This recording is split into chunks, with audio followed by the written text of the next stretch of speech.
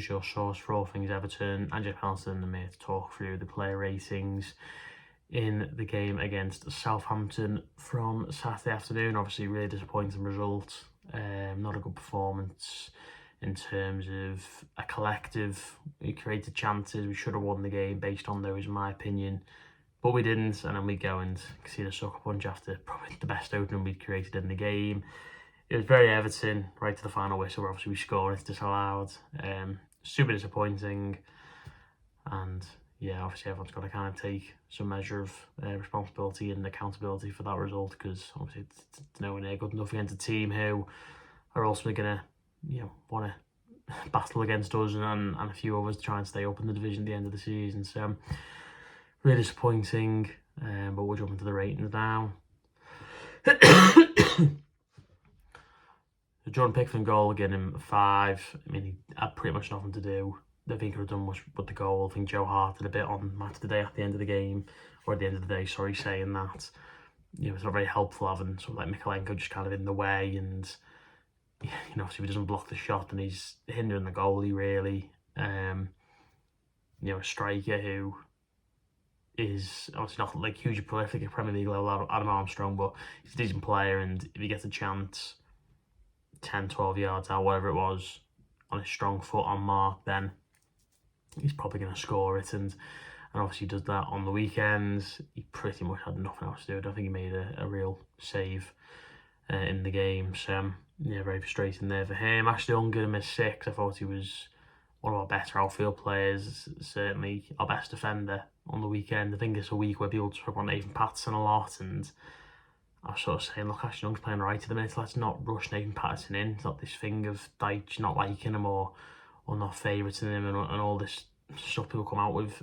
He's not played for 7 months. He's had another really long layoff of injury, not his first one, so his third or fourth injury he's had so far. And Ashley Young's playing right at the minute. I thought he did well defensively in terms of breaking up play, running the ball back for us a couple of times in both halves. Played a good ball into Barlow, which he has the shot from in the second period. And yeah, I thought he did okay. Nothing groundbreaking, but again, I think for me it just proves that you swap one player or bring another player out this team, it's not going to make the world of difference. I think that's just kind of where we are again at the minute, but I thought he did okay on the weekend. Michael Keane, giving him a 4. I think, like a lot of people, I want to see Jared Banfield in. The fact that he wasn't, I'm thinking he's easing him in. Obviously, he's had a bad injury again. Michael Keane's not doing too badly at the minute. I didn't think he was awful, didn't make a huge mistake, but obviously, if you're part of a defence that concedes one of like 2 chances you get, you're probably not doing quite enough there. He's unlucky not to score. Good header, great save by Ramsdale. Hit the post twice somehow, which is just, I said it before, it was just classic Everton. But yeah, I would like to definitely see Jared Banfield in next game. Now he's been on the bench for a couple of games now. He came back probably a bit sooner than he needed to against Palace, a bit sooner than he would have liked to anyway, because he'd been out and we needed to get a result, which we did. He played well in. So let's get him back now and then get a break for the internationals, and then hopefully we can return to some sort of normality, because the back 4 this season has been a total mess. And it needs dealt with ASAP. James Tarkowski's given him a 3. I think his season's kind of carrying on. I don't know if he's got an injury or something, because I think it was mentioned earlier on in the campaign he'd been suffering with one. But against another game where he commits a silly tackle, look, he's only a split second later. I don't think it's not like a red card or anything until he went to a big tackle that goes in. Wins some of them, doesn't win some of the others. The way he's playing at the minute, I'm not surprised he didn't. I actually thought he got sent off in the second half. I didn't realise it was Keane who pulled down. I think it was Armstrong when he got in behind, so I was a bit worried there. But yeah, again, as I say, he was one who was kind of just in front of the goal when he scored, and very frustrating. But then down the other end, he should have an assist, and he doesn't. So frustrating. Mykolenko giving him a 2. I just think he's not in good form at the minute, Mykolenko, in my opinion. He struggled massively against Fulham last week. We all saw the couple of clips from last week. Obviously, we would have seen it during the game as well. But just another game where just we don't get anything from him going forward, and I just don't think we get enough from him defensively. And you look at the goal, it's not the first goal this season where we've been counted, and I just don't think he's done anywhere near enough. Bournemouth was another big one where he just didn't do enough. And yeah, again, at the point where you're saying, do we use Patterson and put Young to left back? I don't know, but we always talk about the 2017-18 summer the 2022 January, we brought him and Patterson in for 32, 33, 34 million, whatever it was, is, it's not great either, unfortunately. But yeah, Mangala, giving him a 5. I thought he was a big one in terms of, at a moment in the first half, he's running through, and I think he ended up playing it out to the left when it should have gone somewhere else in the first half. I can't quite recall, but in the second half, he goes through and he has a shot when he should have laid off to McNeil. Both times when he's done well on the ball to get forward and strong ball carrying. Also, we know he's much calmer on the ball than Decore, and I thought it was a good move to bring him in. Should have played last week as well for my money, but yeah, frustrated that he didn't play the right pass when he should have done. Easy for me to say that watching from home, but obviously I expect players who are playing the Premier League level to do that. He didn't then, that's frustrating. His overall game was alright, but big moments there. Just again, giving him a 4, just charging him around, giving fouls away. Very lucky not to get booked kicking the ball away in the first half, and that would have put him on eggshells for the rest of the game.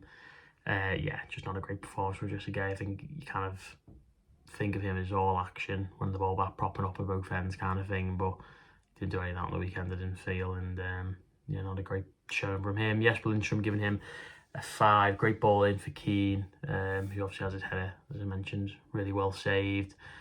Yeah, it just hasn't quite clicked there in terms of, I think it's very similar to his performance against Leicester, where he has the odd moment, but just not quite enough.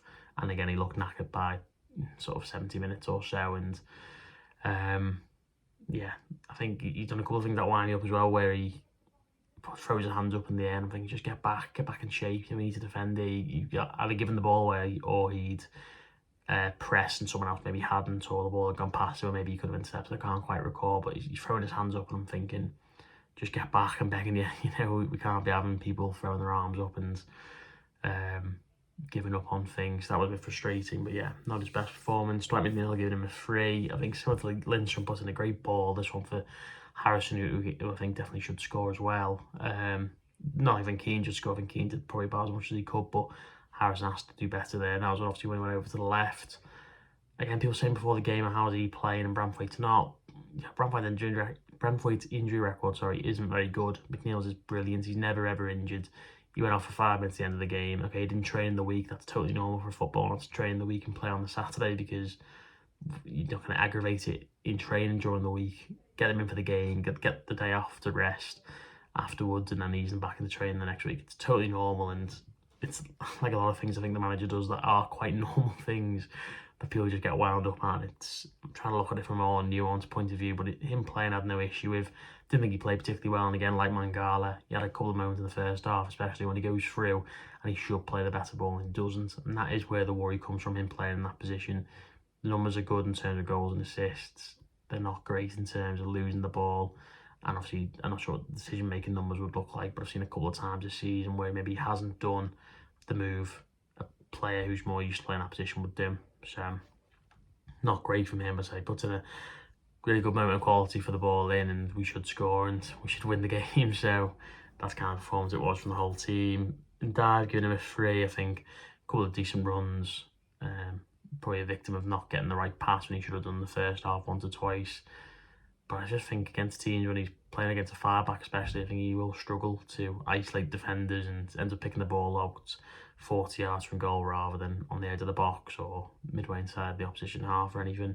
It's closest to the halfway line. Obviously, you're going to struggle to do stuff from there. Seems to pick up a knock one after an hour, so not his best showing, but obviously we can hope for more next week.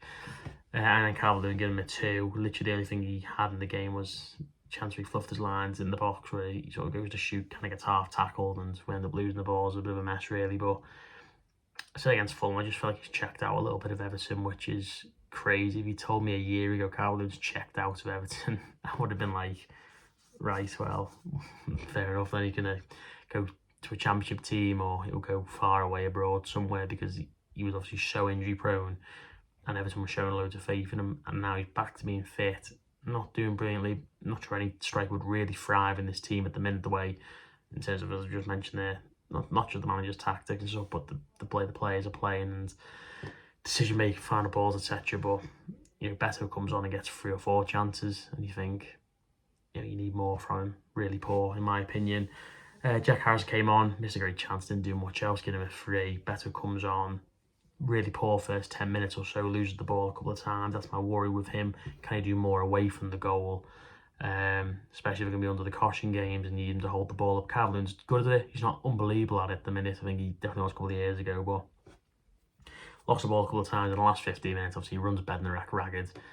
He scores a terrific goal, but he's obviously marginally offside. Doesn't benefit at all really from it, I don't think.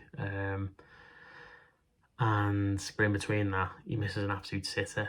And when I watched it, I thought it's a little bit unlucky because obviously the ball's come across so quick. But then more I thought about it, and obviously watching it back properly, and you're thinking, well, everyone on the ground can see the ball's going to Tarkowski. He probably gets a second or two to really set himself and think, right, what am I going to do here?